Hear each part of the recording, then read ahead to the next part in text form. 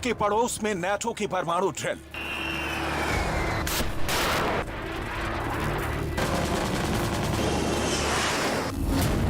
दुश्मन का काल कहे जाने वाले B-52 बॉम्बर से कांपा रूस के बिल्कुल पास का आकाश।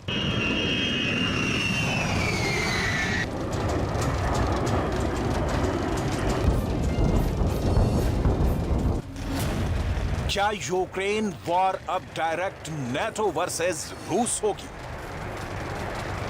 युद्ध की कानफोड़ू आवाजों से यूक्रेन कराह रहा है और दुनिया चीख रही है।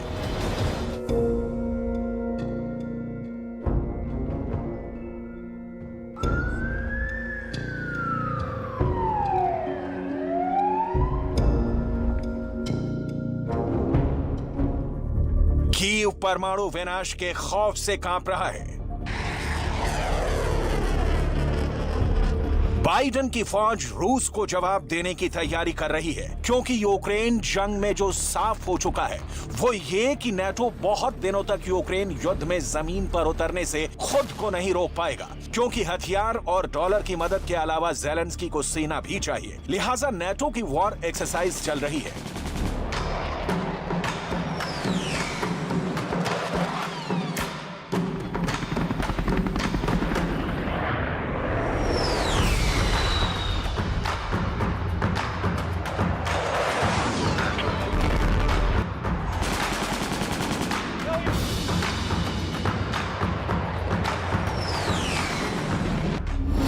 क्या नेटो के सैनिक यूक्रेन की जमीन पर जंग लड़ेंगे? क्या नेटो अब डायरेक्ट युद्ध में उतरने वाला है? क्या नेटो के पास पुतिन की परमाणु वाली धमकी के बाद अब कोई विकल्प नहीं बचा?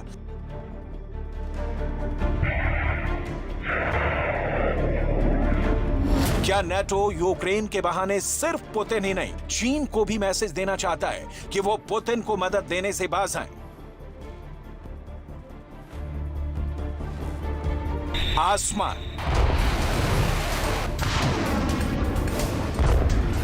जमीन,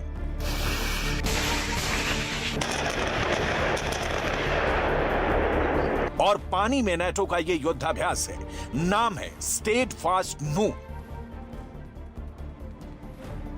नेटो को इस वॉर एक्सरसाइज की जरूरत क्यों पड़ गई, इसकी डिटेल आगे बताएंगे। पहले इस मिलिट्री ड्रिल की डिटेल जान लीजिए। दुनिया का काल समझे जाने वाले B-52 बॉम्बर को भी इस ड्रिल का हिस्सा बनाया गया है। हिरोशिमा और नागासाकी पर परमाणु हमले के लिए भी इसी सीरीज के बॉम्बर B-29 का इस्तेमाल किया गया था। इन परमाणु हमलों की वजह से आज भी हिरोशिमा और नागासाकी में कई तरह की बीमारियां फैलती रहती हैं। नेटो के मुताबिक स्टीडफास्ट नून में यूएस एयरफोर्स के B-52 बॉम्बर भी शामिल हैं। नॉर्थ डकोटा के मिनोट एयरबेस से दुश्मनों के दिलों को दहलाने के लिए लंबी उड़ान भर रहे हैं। वहीं बेल्जियम के क्रेन ब्रोगेल एयरबेस से एडवांस F-16 विनाशकारी मिसाइल से लैस होकर ड्रिल का हिस्सा बना है।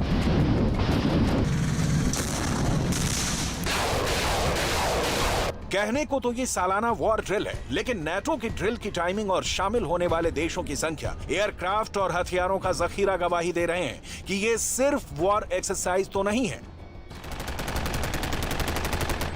इस सालाना परमाणु अभ्यास में 14 सदस्य राज्य और 60 विमान हिस्सा ले रहे हैं, जो बेल्जियम, उत्तरी सागर और ब्रिटेन के हवाई क्षेत्र को दहला रहे हैं। नेटो के इस परमाणु एक्सरसाइज के साथ जरा याद कीजिए अमेरिका के प्रेसिडेंट जो बाइडेन का पुतिन को परमाणु पर जवाब देने वाला बयान। No matter what else is happening in the world, the United States is ready to pursue critical arms control measures. A nuclear war cannot be won and must never be fought. ये NATO है जिसके दम पर president Zelensky Kyiv में बैठे अब भी महफूज हैं। ये नेटो है जिसकी ताकत को चैलेंज करने का मतलब है तीसरा विश्व युद्ध। ये नेटो है जो संयुक्त राष्ट्र संघ में अपनी शक्ति रखता है। ये नेटो है यूक्रेन तक इसके फैलाव की आशंका का ही नतीजा है। यूक्रेन झुलस रहा है, पुतिन की नींद उड़ी हुई है और दुनिया की सांसें थमी हैं कि ये खून खराबा कब बंद होगा।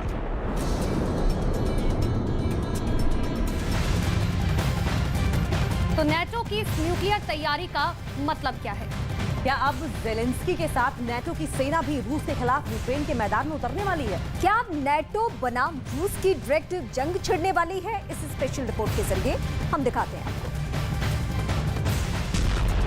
इस बीच नेटो का प्रचंड युद्ध छेड़ने की आशंका वाला ये परमाणु ड्रिल, नेटो की ये ड्रिल तब हो रही है जब रूस परमाणु एक्सरसाइज कर रहा है। रूस के इस परमाणु ड्रिल का नाम है ग्रोम। ये रूस का सालाना परमाणु एक्सरसाइज है, लेकिन इस एक्सरसाइज की टाइमिंग को पुतिन के परमाणु धमकी वाले बयान के साथ जोड़कर देखेंगे तो पता चलेगा कि दुनिया परमाणु युद्ध के दरवाजे की कुंडी खड़का रही है। दरवाजा खोला तो धमाका होगा, वो मानवता का संहार करने वाला होगा। रूस अपने परमाणु सक्षम बम वर्षकों, पनडुब्बियों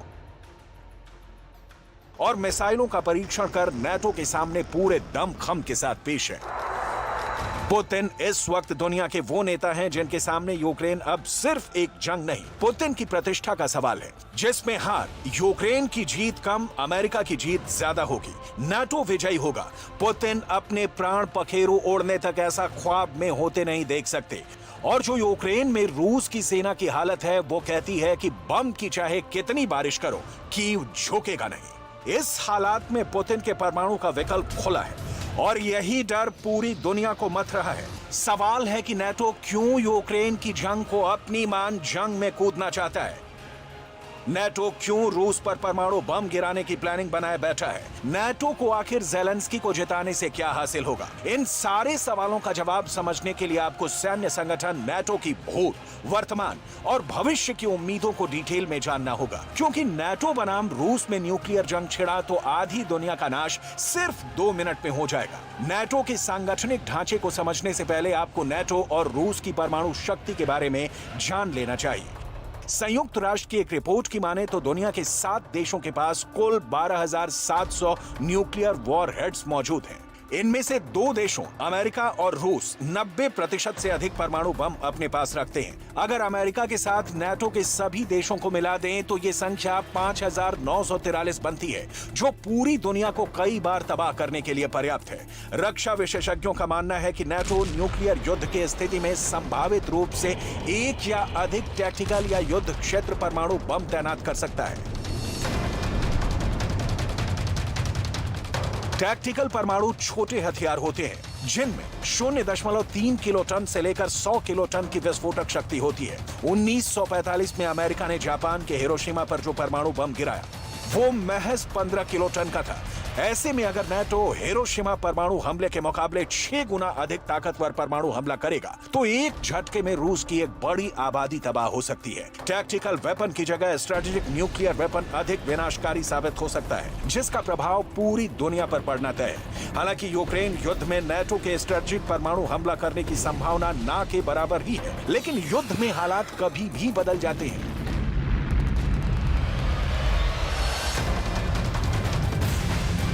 और अगर ऐसे में नेटो और रूस में परमाणु युद्ध होता है तो न सिर्फ रूस और यूरोप बल्कि पूरी दुनिया के लिए विनाशकारी साबित होगा और तीसरे विश्व युद्ध की ओर दुनिया को धकेल देगा। नेटो सिर्फ पुतिन के खिलाफ एक्शन में नहीं है, बल्कि वो रूस के दोस्त चीन को भी जवाब देने के मूड में है। नेटो की वॉर ड्रिल रूस की सीमा से सिर्फ 650 मील दूर हो रही है। उस रूस के पास जिसके पास दुनिया में सबसे ज्यादा परमाणु बम है, जिसके पास फादर ऑफ ऑल बम है। अगर नेटो के सभी देशों के परमाणु हथियारों को मिला लिया जाए तो भी वो रूस की बराबरी नहीं कर सकते हैं। ऐसे में रूस अपने शक्तिशाली टुपोलेव Tu-160 का इस्तेमाल कर नेटो के सभी देशों का वजूद मिटा सकता है। यूएन की रिपोर्ट के मुताबिक विश्व भर में रूस के पास सबसे अधिक 5,977 परमाणु बम उसके सैन्य ठिकानों में मौजूद हैं। इतने परमाणु बमों की मदद से पुतिन सैकड़ों बार पृथ्वी को तबाह कर सकते हैं। फेडरेशन ऑफ अमेरिकन साइंटिस्ट के मुताबिक इन वॉर हेड्स में से अकेले 1100 से अधिक इंटरकॉन्टिनेंटल बैलिस्टिक मिसाइल हैं, जो रूस से बैठे ही दुनिया के हर कोने तक भेजी जा सकती हैं। यूक्रेन को समुद्र में भी एक के बाद एक परमाणु हमले देखने को मिल सकते हैं।